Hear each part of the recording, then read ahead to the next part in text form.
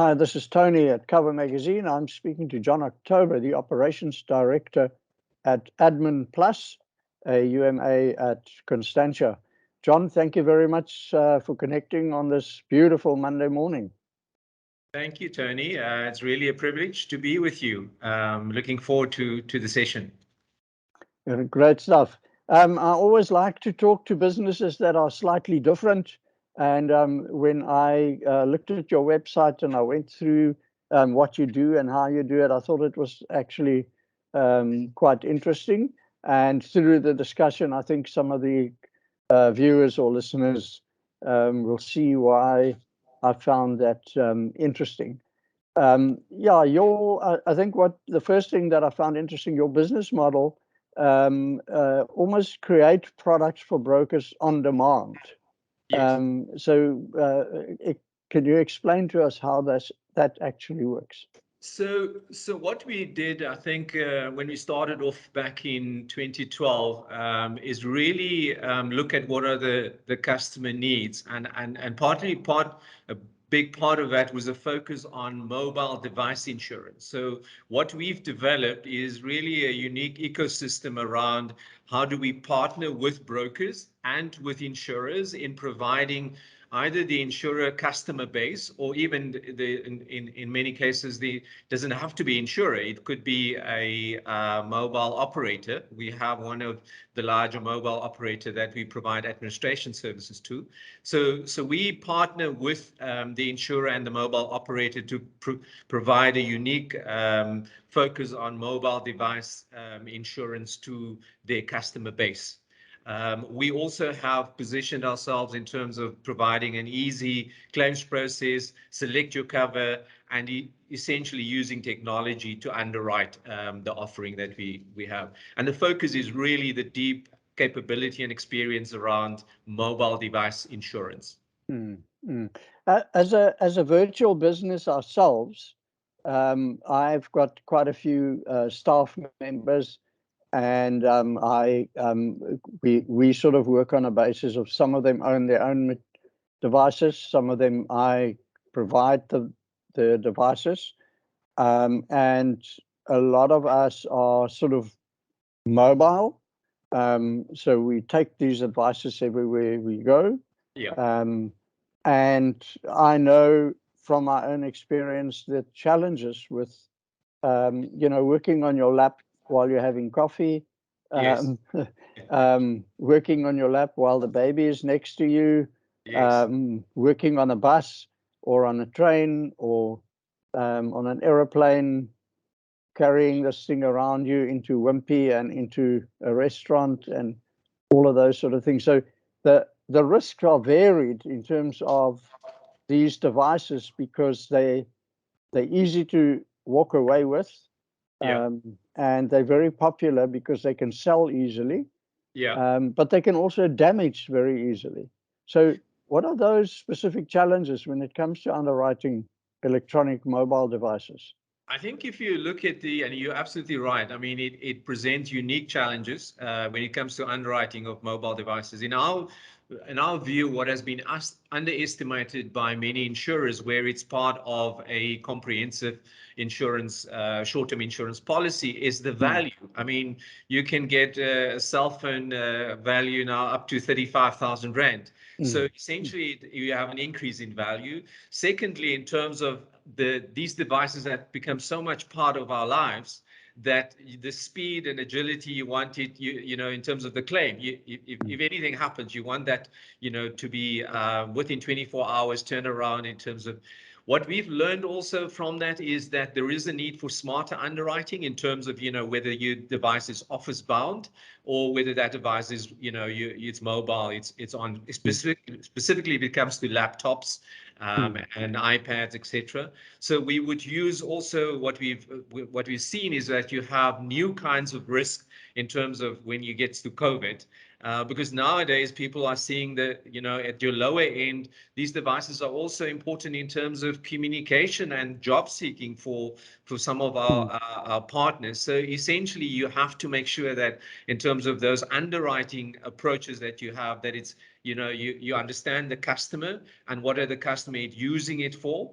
And secondly, the customer from a business, a SME perspective versus you and me as private individuals, we have very different uses. So what we've seen in terms of those challenges is obviously is to use we have a unique underwriting approach and model that we use. Firstly, and secondly is also our ability to look at it not just as a device, but look at it beyond the value that it contributes, the actual value of the asset that you have. Our experience has been that you have to look at it much broader than just, that this is a cell phone or this is an iPad, etc. Is what are the users for? Is it a business use? It's very different in terms of a person use it for their private capacity. We also have looked at the whole question around the replacement of that. As you could imagine, if you have a cell phone that was bought 3 years ago, the value is very different from from the value now. So the iPhone 11 from the iPhone 13 is very different. So what we've done is we build a simple ecosystem where we look at it from supported by underwriting or using technology for our underwriting, and also looking at servicing these customers with a world-class contact center based in Cape Town. And when it comes to claims, I mean, that there must be some challenges there as well, because I know in my company we've been quite lucky, because we've got camera equipment, we've got mobile phones, laptops, iPads that the guys travel around with, go to events with, and all sorts of things like that. We've been very lucky that we've only had one stolen device in this time, and we've only had 2 laptops damaged through water damage, both of them. One having been mine, my wife and I walking into each other while I was carrying my laptop, and the other one was one of the staff members' child, knocking over a glass of water. But there obviously are a variety of ways that they can get damaged. And how do you, in terms of claims, how do you verify or check these sort of claims? Because obviously there are lots of risk for fraud. So you're absolutely right. I mean, it's absolutely, on the one hand, obviously, if it's stolen, then there is a certain procedure that we follow. Get the EMI numbers, get the police reports. You have to, in terms of standard process that people have to follow. I think what we've also realized is that more and more is that looking at replacement. So where we replacement and repairs is very different. Because in some cases, as I said, with the increase in value of these phones, what we've seen is that in some cases it's actually more cost effective to look at repairs. And then what we have is technology to, in actual fact, assess the phone remotely in terms of, what is the damage, and then on the basis of that, help the client in terms of making a decision whether we replace the phone or we just send it for, we have partnership with various repairers on a national basis where we would repair the phone. I think in terms of what we've seen is when normally there are certain trends, when you have a new model introduced, whether it's a Samsung or a Apple, you will have an increase, a spike in claims, and therefore you have to be, look at what are the trends in terms of various models that are, whether it's new models introduced. But also what we've seen is that in terms of the claim process, that you also have to look at how you can, because in terms of the cost for the insurer is in terms of how do you reduce that cost, how you reduce that claims processing cost. So what we've put in place is really the capability to, on the one hand, have a simple process around the claims process that is very clear, and also when you have a replacement, the client want that delivery within 24 hours. Because the phone is now part of their, whether it's, they use it for work or whether they use it for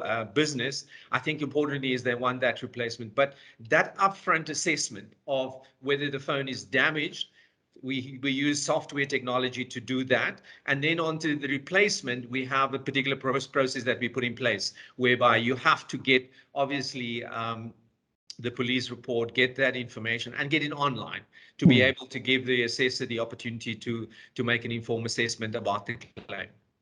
But at the same time, it is an area where we've seen over the past few years that there is a high incident rate of where people try to, submit claims where you have to really put effort in terms of the validation and the assessment of their claim.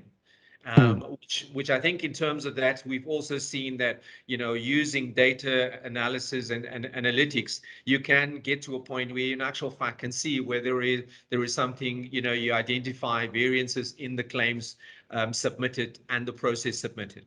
And what sort of distribution processes models are the brokers using to distribute these products? Because it's not probably not a one-on-one type of thing. How do they do that?